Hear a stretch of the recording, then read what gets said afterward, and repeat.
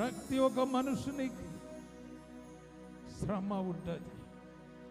ఏదో ఒక రీతిగా శ్రమలో, కష్టాల్లో, ఇరుకులో, ఇబ్బందులో పడి సమాధానమును పోగొట్టుకొని భయముతో ఉండటం మనం చూస్తూ ఉన్నాం.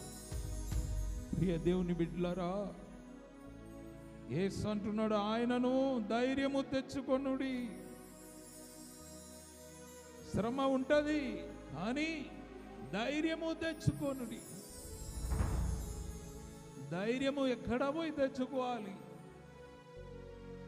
ఏదైనా వస్తువులు అయితే డబ్బులు ఇచ్చి కొనవచ్చు, తెచ్చుకోవచ్చు.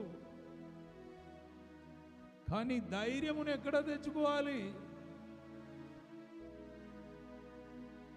యేసే మనకు మార్గము.